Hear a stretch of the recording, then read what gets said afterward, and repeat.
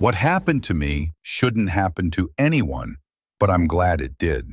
People used to treat me like I was invisible, like my existence was a mere backdrop to their own narratives. The day it all changed was suffocatingly hot, the kind of day that clung to you like an unwanted memory. Dust swirled around the market stalls, and an unease settled over the neighborhood as I witnessed something that would alter my life forever. I was just an observer, standing among the crowd, when Officer Ray Dobson, a towering figure brimming with arrogance, decided to assert his power over a scared black teenager who barely looked old enough to carry a wallet. The scene escalated quickly, but then a voice broke through the oppressive tension. It was Simone Carter, an undercover FBI agent, her poise radiating an authority that was almost palpable. She interjected, but her bravery was met with aggression.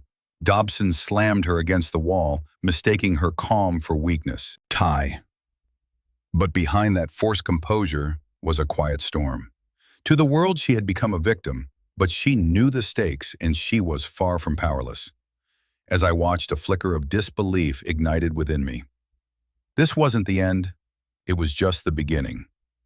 The incident set off a chain reaction I couldn't have foreseen. Simone held her ground, a living testament to resilience, and I couldn't help but feel a shift in the air. Karma has a peculiar way of revealing itself, and I, along with the community, was about to witness a reckoning. In the days that followed, we would discover that actions have consequences, and sometimes redemption wears a badge and a quiet resolve. That single act of strength transformed not just a moment, but the fabric of our community. "Get your hands off me!" Simone's voice cut through the oppressive afternoon heat as Officer Ray Dobson shoved her against the damp brick wall. Sweat dripped from her brow, but she stood tall, her dark eyes locking onto his. "Who do you think you are? You don't get to order me around, lady," he spat, chest puffing with arrogance. The onlookers, a mix of shock and anger painted across their faces, shifted uneasily, unsure whether to intervene or stay silent. Simone's heart raced, not from fear but fury. "I'm an FBI agent. You're making a mistake." "FBI? Yeah, right. You think that badge matters here?" He shoved her harder, a smirk crossing his lips. "You're nothing but a black woman in a suit playing dress-up. Show some respect." Simone inhaled deeply, the weight of each word bruising her pride. "You don't get to intimidate me, Officer Dobson. Your ego won't shield you from the truth." He laughed, a harsh sound devoid of empathy. "Truth is, you're just another wannabe in my way. I'll deal with you later." Discharged. The crowd tensed, their whispers barely audible, but Simone felt the simmering rage boiling beneath the surface. Her palms were clammy, but she didn't flinch. "You think you're invincible, don't you? But justice has a way of catching up." As he stepped back, a torrent of disbelief spread through the crowd, eyes wide with the injustice of the moment. Yet, Simone's gaze never wavered from Dobson's, the flicker of resilience igniting within her. "This isn't over." Swallowing stood at the edge of the market, the oppressive heat weighing heavy against her skin. She scanned the crowd, her heart pounding as laughter mixed with distant sirens pierced the afternoon air. Then, it happened. A scuffle erupted by the fruit stand, a terrified teenager shoved to the ground by Officer Ray Dobson, his authoritative frame looming over the boy like a dark cloud. "Get off him!" Simone's voice cut through the chaos. She stepped forward, driven by a blend of impulse and determination. The heat shimmered around her, as though the sun itself held its breath. Officer Dobson turned, his sneer like a slap. "You think you can tell me what to do?" Silence swallowed the crowd. Simone felt the weight of countless gazes, the weight of shared experiences. Her psyche screamed as he grabbed her, slamming her against the rough wall. Pain jolted through her, but it was overshadowed by a simmering fury. "You've made a mistake," she managed to say, the words firm despite the sting of the impact. The gasps from bystanders fueled her resolve. She wouldn't back down. Dobson's swagger evaporated as he stepped back, confusion flickering in his eyes. With the barrier stripped away, she felt something shift within herself, a quiet but profound strength awakening alongside her frustration. The moment stretched, taut with potential. No longer just an agent, she was a voice damning the silence. In that inexorable pause, she realized the truth. Fear had been her cage, but now it was time to break free, to gather the evidence that would dismantle the system that had oppressed so many. Today was not simply about her. It was about justice. Every heartbeat counted down to a reckoning, a silent vow echoing in the charged air.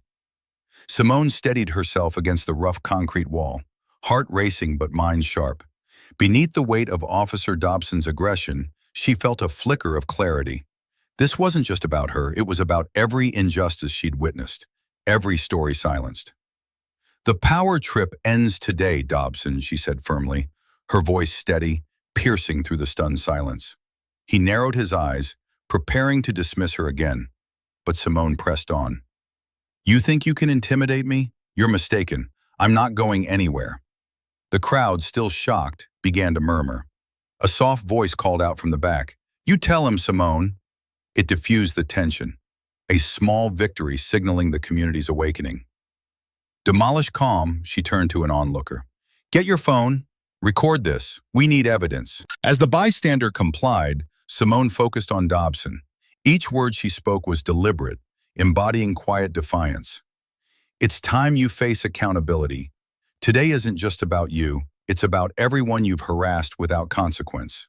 Seconds passed like an eternity, the air thick with anticipation. Finally, a flicker of doubt crossed Dobson's face. "You think you can make a difference?" he scoffed. "You'll regret this." Discharged. "No," she replied, her confidence growing. "This is where change begins." That evening, as Simone watched the video commence its journey to internal affairs, she felt hope renewed. Small as it seemed, her stand had sparked a movement, transforming the silence into a call for justice. Her heart swelled. She was reclaiming control, one quiet step at a time. The sun hung heavy over the bustling market, casting elongated shadows that danced alongside the people moving nervously through the heat.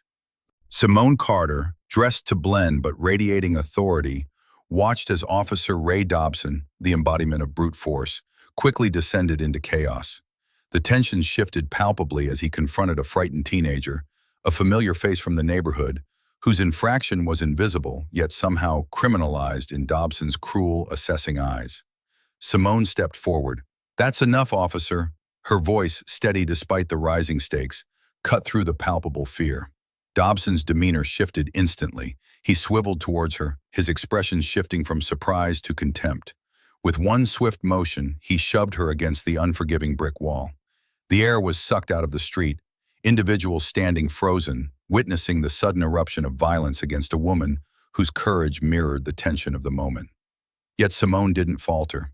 Pressed against the wall, she met Dobson's glare with an unwavering calm, a defiance that echoed through the crowd. "You've made a mistake," she stated coolly, her voice raising an invisible wave of strength around her. The onlookers, hearts pounding, felt an almost reverent silence replace fear. This was the moment where vulnerability transformed into resilience. The days that followed unraveled swiftly. Armed with video evidence from the public and the careful gathering of statements, Simone thrived in her role, empowered by her poise. When she walked into the Internal Affairs office, the very air felt charged. Dobson, once a towering figure against her, now looked small and furious, stripped of his bravado. Watching him wither as the evidence unfolded was a soft symphony of justice, echoing the sentiments of the neighborhood. As Dobson's downfall marched relentlessly in the limelight, the community began to stir, emboldened to share their stories and stand up against the long-ignored injustices that had plagued them. Simone, with her quiet demeanor, became a beacon, quoting statistics about police misconduct to local youth while nurturing hopes for a better future, embodying the change, not with grand gestures, but with steady, silent determination. In that moment, as the layers of Dobson's inevitable disgrace peeled away, a stillness enveloped the community, a shared understanding that even in the most subtle triumphs, like Simone's, lay the seeds of deeper, lasting change. The narrator's voice faded softly, a reminder that justice often blooms quietly, thriving beneath the weight of collective courage. As I reflect on that day, I realize how moments of tension can unveil our true selves. The heat hung thick in the air, Yet my heart pounded with a storm of emotions. Standing against that wall, feeling the weight of Officer Dobson's aggression, I wasn't just a woman. I was a witness to a deeper societal issue, a mirror of our collective struggles. I had to choose between immediate retaliation and the long game of justice.